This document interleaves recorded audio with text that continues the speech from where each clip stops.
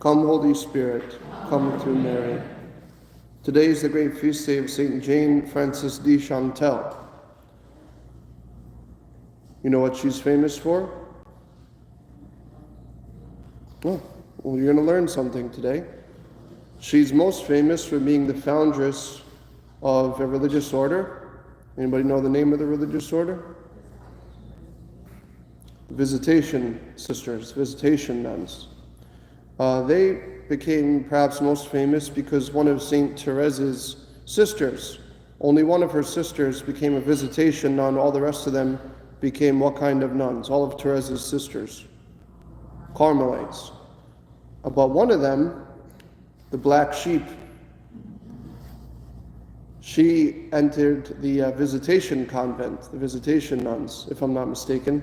What sister was that? I know her name. Leonie. Anyway, that's the Visitation Sisters. And Jean Frances de Chantal was their foundress, along with who? Who was the co-founder with her? St. Francis de Sales. So Francis de Sales was her friend, her spiritual director, and together they fulfilled this plan and this dream to start a new religious order, the Visitation Nuns in France, I think in the 1600s. Jane Frances de Chantal was married first, and she had 6 children. 2 died very young, so she raised the 4 children. She really loved her husband very much. I think they technically would be considered like aristocrats or wealthy, but when her husband was given inherited the name and the title to his position, it came with a tremendous amount of debt, so they really struggled with money. But she was very diligent in her job in taking care of the home and raising her children, and she really loved her husband. She spent a lot of her time giving away food to the poor, and the poor would line up. This was a pretty common practice. Actually, St. Therese, speaking of her, her family would do similar things, give away food to the poor very directly, which I think is always a good thing to do, to help people directly, face-to-face, hand-to-hand. So Jean Frances de Chantal would line up, and I'm sure her children would help her. And sometimes people would chide her. They would say, look, that guy you just gave him a piece of bread. He went around the house and he got back in line and he got more bread. And that's not right. And she said, well, I really have to do that because I do that with Jesus all the time. I come back again and again and ask him for more things. So I really have to be patient with them, don't I? And so it's a good example for us.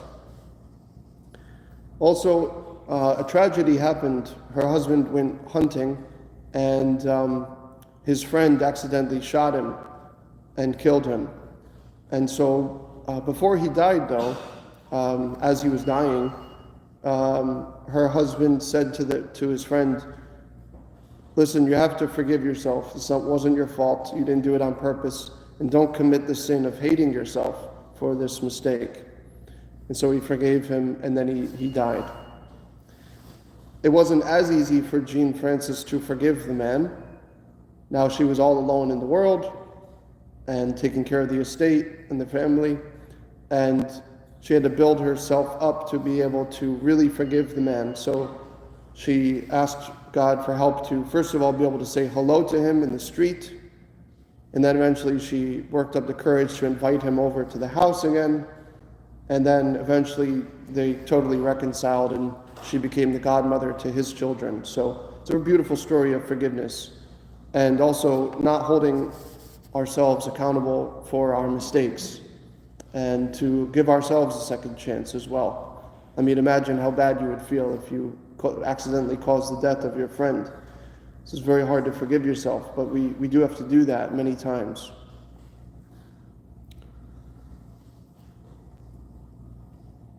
Jane Frances is a good example of the gospel today.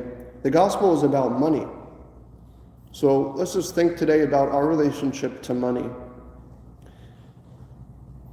First of all, this was not a miracle. necessarily, probably wasn't a miracle that there was money in the fish.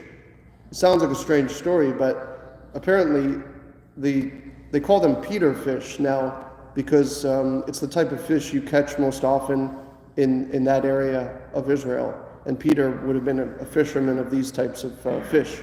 And so one of the things these types of fish like to do is to grab shiny objects, including money. So they would grab money frequently, apparently. So it probably wasn't a miracle that the fish had money in it, but maybe it was a miracle that Jesus knew at that moment that fish had that right amount of money. But it's an interesting story. One of the things that strikes me is people's preoccupation with money. Did you catch this? In the first part of this passage, Jesus predicts, I think this might have been one of the first predictions, that he would be killed and betrayed. And then immediately after that, these guys come up and they're like, hey, do you pay the tax? And it just, to me, it's so incongruous. It's like, wait a second, is your preoccupation with money so severe that this is what you're focused on right now? And that is inside of each one of us. We all do worry about money the wrong way somewhat. So this is an important lesson for each one of us today. What's our relationship to money? Let me ask you something. Are you the owner of your money, or are you the steward of your money? Let me ask you another question, if you're so smart. You all said steward because you got the inference from the way I asked the question that you should say steward. But if I hadn't offered steward to you, would you have said you were the owner of your money? Probably yes. I would have too. So when I was thinking about this and I was listening to Jeff Cavins reflect on this, I said, that's a good point. We have to realize that we're the stewards of our money, not the owners. And the difference is we are given our money by God to steward it and to use it the way that He wants us to use it. We're not really the owners. We have to give it back at the end. We don't take it with us. And so all of our possessions are not really our possessions. They're only temporarily ours, which makes us stewards. And so that's why I want to leave you with a quote from Pope Leo XIII, who gave the church and gave the world the best teachings on civil organization, wealth, capitalism, communism. If you haven't read his readings on social structures, they're really worth reading. And that was back in the late 1800s. The church has the answer to these political questions, believe it or not. It really does. And so it bases itself off of Jesus' teachings about money. And so anyway, one quote from Pope Leo XIII is really applicable today. He says, we should use our money for ourselves and our family. He says, you should have enough money for your necessities, and then enough for propriety's sake. And then after that, the rest of it is not for you. It belongs to those who need it. So we should only have enough money and use our money and our resources for our necessities, propriety, and then the rest is to be used for charity.